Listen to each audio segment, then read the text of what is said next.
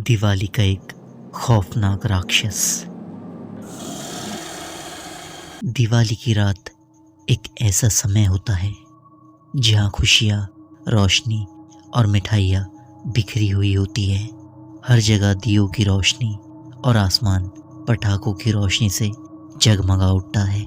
लेकिन दिवाली की रात एक अमावस्या की रात भी होती है जहाँ भूत प्रेत ज़्यादा सक्रिय होते हैं। आज की दिवाली की रात जहाँ हर तरफ लोग दिवाली मना रहे थे और हर तरफ शोर और उल्लास था, वहीं पर एक शमशान घाट में एक अघोरी तांत्रिक कुछ जादुई प्रक्रियाएं कर रहा था।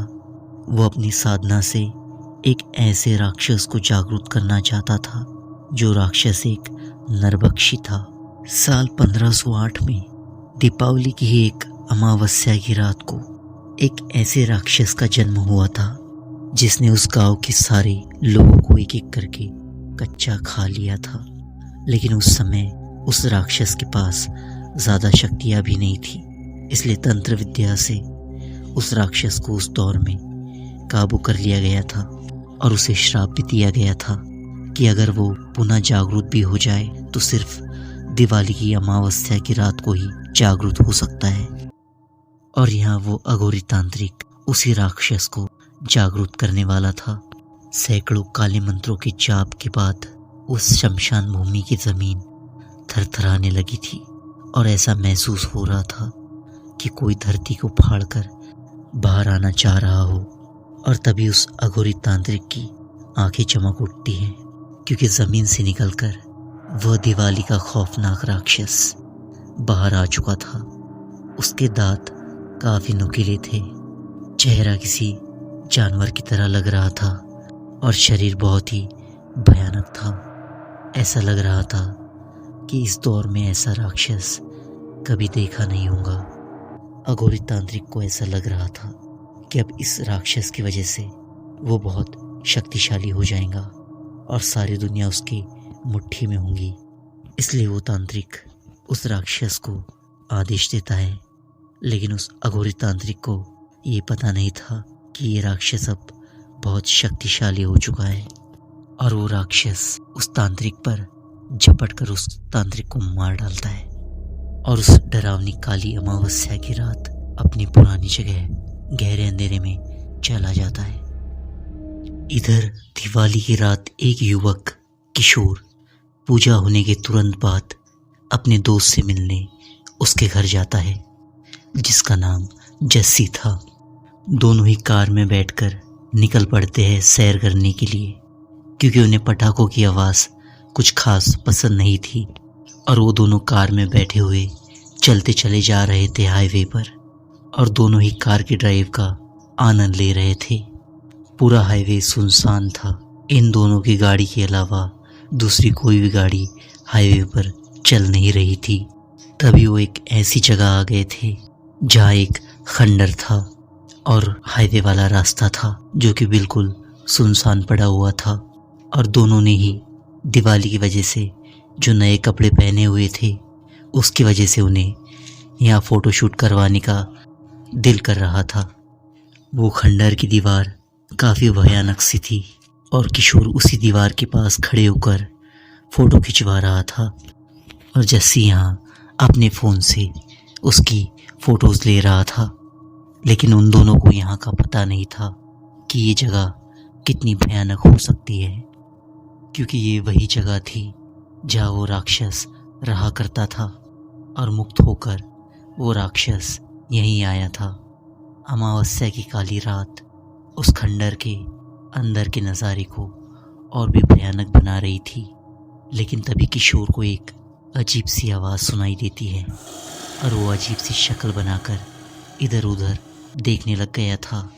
जस्सी यहाँ फ़ोटोज़ देखने में बिजी था और किशोर थोड़ा आगे चलकर इधर उधर देख रहा था लेकिन उसे सब कुछ नॉर्मल लग रहा था। लेकिन तभी किशोर के कंधे पर एक हाथ पड़ता है जिससे किशोर अचानक से डर जाता है। लेकिन उसने जब मुड़कर देखा तो वो जस्सी था। किशोर को डरा हुआ देख जस्सी उससे पूछता है तो किशोर उसे कहता है उस अजीब सी आवाज़ के बारे में, और जस्सी भी गौर से उसकी बात सुनने लगता है। तभी किशोर और जस्सी मिलकर उस खंडर के अंदर जाने का डिसाइड करते हैं। उस खंडर के अंदर का माहौल काफ़ी डरावना लग रहा था और किशोर और जस्सी उस खंडर के अंदर की ओर जाने लगते हैं। और तभी फिर से वो भयानक आवाज़ उन्हें सुनाई देती है, और इस बार किशोर के साथ साथ जस्सी को भी सुनाई देती है। तभी उनको दीवारों पर कुछ चित्रकलाएं बनी हुई दिखती हैं, जिसमें उस राक्षस के ही चित्र बने हुए थे। तभी अचानक उस खंडर के अंदर जोरों की हवाएं चलने लगती हैं और हर तरफ तूफानी माहौल सा बन जाता है। लेकिन ताज्जुब की बात ये थी कि उस हाईवे पर माहौल नॉर्मल था, लेकिन खंडर के अंदर का माहौल बिगड़ा हुआ था। तभी किशोर और जस्सी को खंडर की दीवार के ऊपर एक जानवर का साया नजर आता है, जो कि किशोर और जस्सी को ही देख रहा था, और उसका शरीर कुछ हद तक इंसानों की तरह लग रहा था। उस साये को देखकर किशोर और जस्सी डर जाते हैं और तुरंत ही उस खंडर से निकलकर बाहर हाईवे पर आ जाते हैं। और हाईवे पर आते ही वो शॉक हो जाते हैं, क्योंकि उन्होंने जहाँ अपनी कार पार्क की थी अब वहाँ उनकी कार नहीं थी, और उस सुनसान सड़क पर उन्हें कोई दूसरी गाड़ी भी नज़र नहीं आ रही थी कि जिससे वो हेल्प मांग सके। किशोर और जस्सी के चेहरे पे काफ़ी डर था और डर के मारे दोनों ही हाँफ रहे थे। तभी उन्होंने अपने पीछे किसी को महसूस किया। दोनों के चेहरे पर डर बढ़ता जा रहा था और दोनों डर के मारे काँप रहे थे। फिर भी हिम्मत करके उन दोनों ने जब पीछे देखा तो उनके सामने वही राक्षस खड़ा हुआ था। वो इतना भयानक था कि जस्सी और किशोर दोनों ही मानो अपने सामने अपनी मौत को देख रहे हो। दोनों ही हिम्मत करके हाईवे पर भागने लगते हैं और अपनी जान बचाने की कोशिश करते हैं, और वो भयानक राक्षस भी उन दोनों के पीछे भाग रहा था। किशोर और जस्सी अपनी जान बचाने की लाख कोशिश करते हैं, लेकिन आखिरकार किशोर और जस्सी पे वो भयानक राक्षस झपट पड़ता है और दोनों की वहीं मौत हो जाती है। उस दिवाली की देर रात तक लोग शोरोल्लास के साथ दिवाली मना चुके थे, और यहाँ उस राक्षस ने किशोर और जस्सी के बाद कई लोगों को अपना शिकार बनाया था। और जैसे ही सूरज निकलता है वो राक्षस फिर से दफन हो जाता है। लेकिन इस राक्षस के आतंक की वजह से पूरा शहर हिल चुका था, और जब ये राक्षस मीडिया की सुर्खियों में आया तो इसके इतिहास के बारे में पता लगाया जाने लगा, और बहुत शोध के बाद ये पता चला कि उस दौर में युद्ध के दौरान शस्त्र विद्या का प्रयोग किया जाता था, लेकिन कुछ दुष्ट लोगों ने काले जादू का प्रयोग करके इस राक्षस को पैदा करवाया था। इस खोज के बाद फिर से उस विद्या का प्रयोग किया गया, क्योंकि दिवाली का खौफनाक राक्षस अगली दिवाली पर पुनः जागरूक ना हो सके। सो गाइस, ये थी आज की स्टोरी।